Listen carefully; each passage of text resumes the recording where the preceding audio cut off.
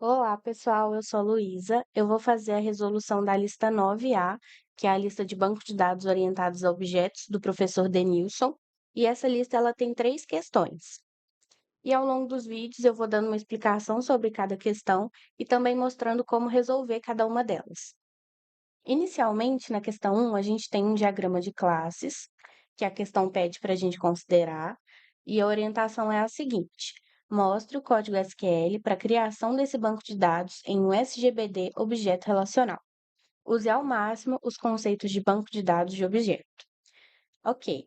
Para a gente desenvolver o código SQL da criação desse banco de dados, a gente precisa primeiro entender o que é isso aqui, o que cada entidade representa e quais são as relações existentes nesse diagrama.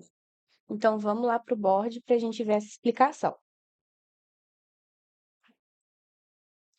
Então, aqui a gente tem o diagrama de classes que a questão 1 forneceu. E o que é um diagrama de classes? Ele vai representar uma estrutura de dados que é baseada em objetos, em que cada uma das entidades vão ser classes que têm atributos e têm métodos associados. Então, aqui, como principais entidades, a gente tem funcionário, departamento, localização, projeto e dependente. E como eu falei, cada uma dessas entidades são modeladas como classes. E aqui, por exemplo, logo abaixo do nome da entidade, do nome da classe, tem listado todos os atributos que são relacionados a essa entidade. No caso de funcionário, por exemplo, a gente tem o nome, que é um atributo estruturado, né? Então tem primeiro nome, nome do meio, último nome, CPF, data de nascimento. Então todos os atributos de funcionário estão listados aqui. Logo abaixo dos atributos, a gente tem a listagem dos métodos dessa classe. E esses métodos, eles vão indicar ações que podem ser executadas num objeto funcionário, por exemplo. E aqui a gente tem idade, muda departamento, troca projeto, e é a mesma lógica para todas as outras entidades do diagrama. No departamento, a gente tem aqui os atributos, os métodos. Projeto, a mesma coisa. No caso de dependente e localização, a gente tem listado aqui os atributos dessas duas entidades, né? E aí, não temos o detalhamento do que cada um desses métodos faz, mas pela nomenclatura já dá para a gente imaginar qual que é a função deles estando nesse diagrama. Aqui, por exemplo, adiciona funcionário que está dentro da classe departamento, já dá para deduzir que esse método vai ser responsável por incluir um registro de funcionário no departamento, vai fazer esse vínculo de funcionário e departamento. Outras duas coisas interessantes de se analisar nesse diagrama são as relações né, que cada entidade tem com outra entidade. Aqui, por exemplo, o funcionário tem essa relação trabalha para departamento, também vai ter uma relação de gerência, só que cada uma dessas relações a gente vai estudar um pouquinho mais a fundo logo à frente. Também tem algumas agregações presentes, né, como aqui no caso de dependente e funcionário, de departamento e localização, projeto e localização. Além disso, outra coisa interessante e importante de ser analisado são as multiplicidades do diagrama. Aqui, por exemplo, de projeto com departamento, a gente tem uma relação de uma multiplicidade de 1 para 1. E aí a gente lê nesse sentido aqui, ó. Projeto para departamento significa que ele precisa estar em um departamento e vai estar em apenas um departamento. Quando a gente lê de forma contrária, o departamento controla projeto, aqui a gente tem um asterisco. O que significa? Um departamento vai controlar vários projetos. A mesma coisa quando a gente for pegar, por exemplo, a relação de trabalho. Funcionário trabalha para departamento. Aqui temos um e um listado. O que significa? O funcionário vai trabalhar para um e apenas um departamento. E aí, quando a gente lê no sentido contrário, de departamento para funcionário, a gente vê que tem um 4 e um asterisco. O que significa? No departamento vão ter 4 ou mais funcionários. E agora vamos estudar cada uma das relações desse diagrama aqui para ficar mais fácil da gente entender e montar o código SQL depois.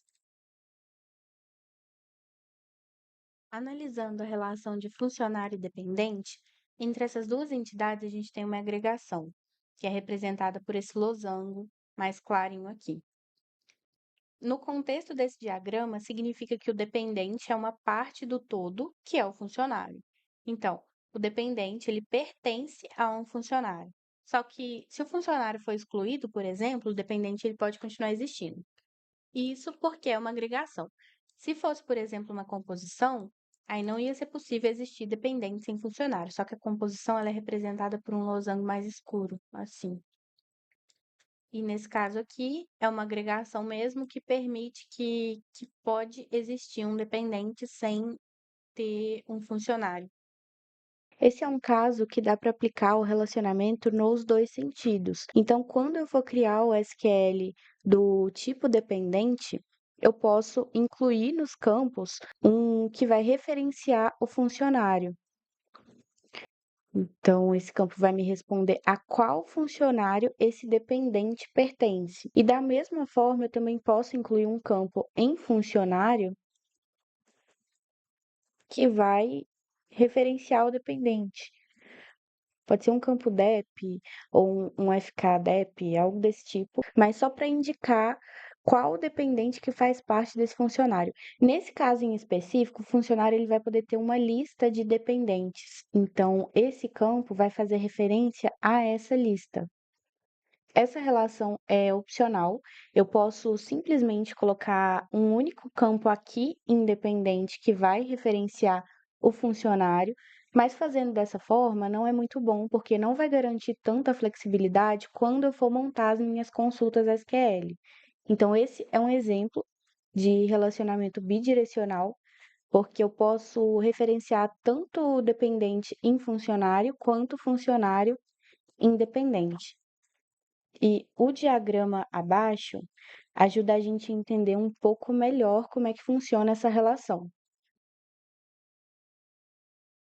Então, nesse diagrama, eu tenho o funcionário João e coloquei um campo para poder referenciar a lista de dependentes do funcionário João.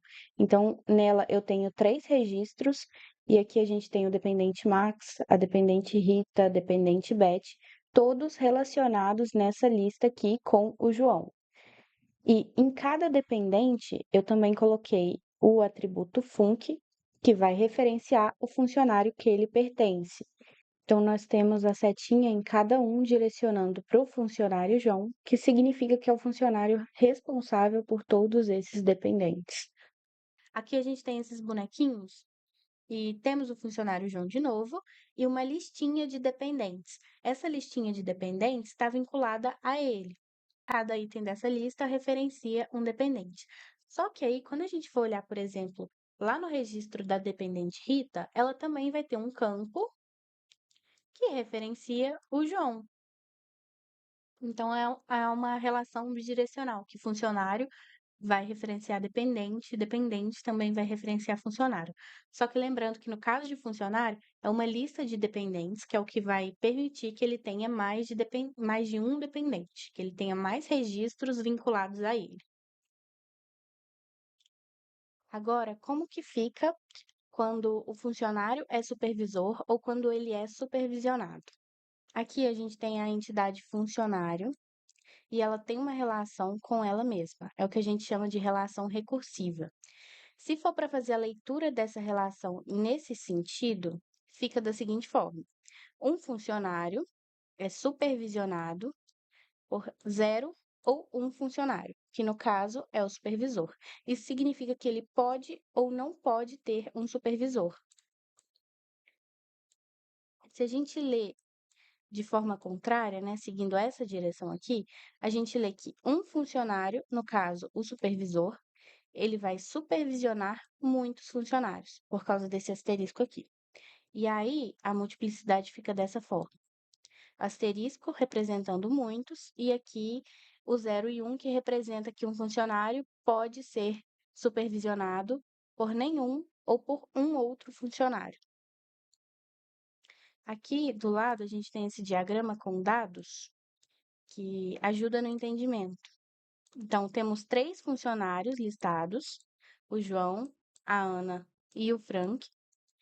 Em cada uma desses registros aqui, a gente tem um campo supervisor. Quando eu for criar o código lá da SQL, eu também preciso incluir esse campo para poder referenciar a própria tabela funcionário também, para que a gente tenha o identificador do funcionário que é supervisor desse aqui em questão. Então, o João, ele tem aqui a caixinha azul, que referencia ao funcionário Frank, a mesma coisa para a Ana. E aí, isso significa que o João é supervisionado pelo Frank, logo, o Frank é o supervisor do João. Mesma coisa para a Ana. Aqui nos registros do Frank, a gente também tem o campo supervisor, que tem uma caixinha verde, que indica que ele é supervisionado por uma outra pessoa, por um outro funcionário. Aqui, nesse caso, ele tem o registro, mas ele também poderia não ter. Ele poderia não, simplesmente não ter um supervisor. E aí, aqui a gente tem essas relações explicadas já com os atores, ó. Se a gente for pegar o funcionário José, por exemplo, ele pode supervisionar mais esses 3 outros funcionários aqui. E aí, invertendo o sentido, quando a gente pega para analisar cada um deles individualmente, a gente vê que são supervisionados pelo José. Ou seja, o José está supervisionando aqui um montão de funcionários, mas cada um tem apenas um supervisor. Se a gente for pegar aqui, por exemplo, o Lucas, a gente vê que o José é supervisor dele, que ele está sendo supervisionado pelo José, mas ele poderia não ter um supervisor. Então, essa linhazinha aqui não iria existir.